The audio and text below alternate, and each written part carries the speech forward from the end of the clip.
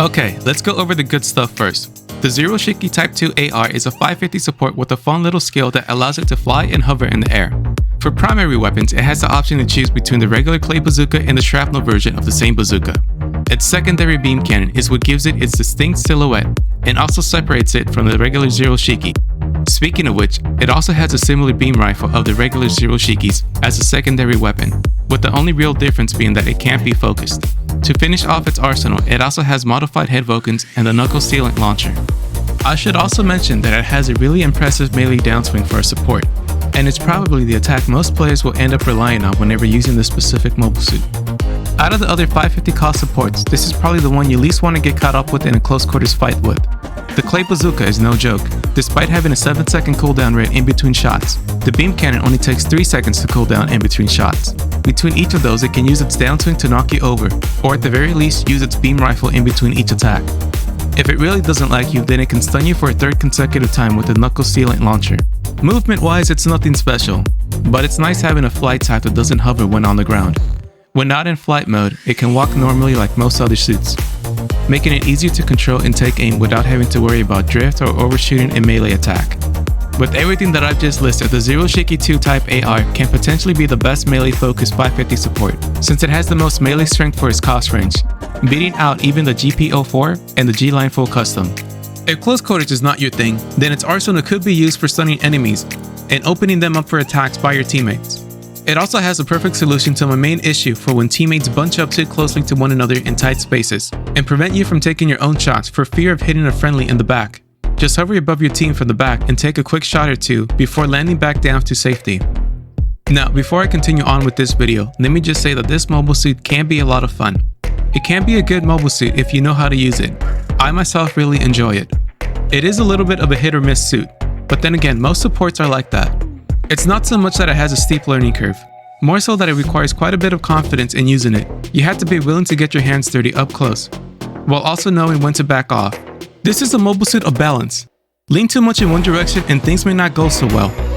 A big mistake I see some players make with suits like the Zero-Shiki Type 2 AR is that they rely too much on its flight ability. Yes, such a skill is useful, but it's important to know when to use it. Use it too much in an open area and you can be an easy target.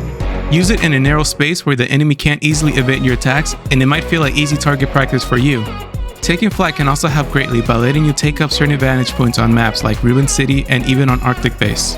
With all that being said now, I do have some issues with it. Let me explain. While the Zero-Shiki 2 Type AR is potentially the best melee-focused support, it is potentially the worst range-focused support. It literally has the least amount of range strength for its cost range, meaning its ranged weapons won't do as much damage on their own as you may think. The regular Zero-Shiki actually has nearly twice as much range strength in it. However, I think I can let this slide since the type advantage against generals sort of evens it out, at least when comparing the two Zero-Shikis. Compared to the other supports in its cost range, however, it doesn't look so good. This therefore sort of implies that in order to get the most out of it, you are going to have to get closer to the front lines to get the most out of its melee strength, to which it can do well in this field. After all, its melee attack basically has the fuck around and find out kind of vibe, and it can be a lot of fun. Just be careful where you aim that thing. It can be easy to accidentally knock down a teammate or two. The issue here then becomes that it actually has the lowest HP for a 550 cost support. That's including the GBO2 MLRS, the GBO4, and the Mudrock.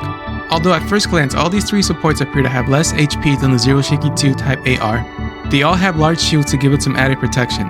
These shields can also be further buffed with custom parts. When taking this into account, the GBO2 MLRS actually has the most HP, with its shield having 20,000 default HP. The Zero-Shiki Type 2 AR, on the other hand, has no shield to help improve its survivability. For this reason, I consider it to have the lowest HP of all the supports in 550. This might be okay if having no shield meant it was faster, but it's actually not. Not exactly slow for a support either, but nothing to really give it a kind of edge, nor does it improve mobility when fighting at close range. So for a buff, I would say it clearly needs more HP. The level 2 at 600 does have a little extra HP, but still not by much. There are times when I only take about 2 or 3 hits and the next thing I notice is my HP down to roughly 25%. If that's not possible, then increase its movement speed. True, it does sort of move fast when you're in flight mode, but that uses up your thrusters the more you move around, especially if you try to use it in combination with your melee. Something else that can help it is by giving it the ability to focus its secondary beam rifle. To separate it from the regular Zero-Shiki's beam rifle, simply increase the focus time to 3.5 seconds instead. similar to how the G3 requires 2.5 seconds to focus its beam rifle instead of the regular Gundam standard 2 seconds. Besides that, I figure it might be best for hit and runs. Its ranged weapons, although lacking in the range strength department, can be used to help close the gap with someone to set them up for a melee strike. This would in theory maximize your overall total damage. It can still do plenty of damage provided the user has the knowledge and confidence to bring out the best in it. I myself had plenty of fun with it, and fun is really all that matters. It also looks really cool. I mean, look at it. Anyways, that's it for this video. This one did take a little longer to make, mainly because getting the necessary footage proved to be more difficult than originally planned. I did have 2 old matches recorded that I thought I had misplaced and spent about a day or 2 looking through my files, only to then remember that I named the folder under the same name. These were old videos that I had from back when I first launched the channel.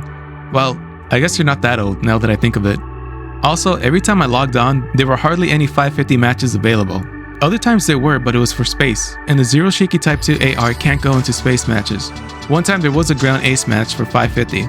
My thing, however, is that I can't exactly bring out the best of a mobile suit in ace because 1. Your performance may not exactly reflect your true skills because there are times when teammates will outright refuse to take a kill that's right in front of them for fear of becoming the ace.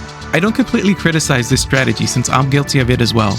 Plus, there's also the question of whether or not you really are best suited to be the ace depending on the enemy team's makeup. That could be just me though, since I tend to overthink things. And 2, both team strategies change at the 3-minute mark, and not everyone gets the memo to let the ace take the kills. And if I'm not the ace, then that means in most cases I can't exactly take my own kills, even if I did most of the work. So as a result, I had to take the level 2 version into 600 matches instead. And well, like I said in the last video, 600 is not the same like it used to be 2 years ago, but I somehow managed in the end. As always, this has been Mobile Suit K9, signing off now.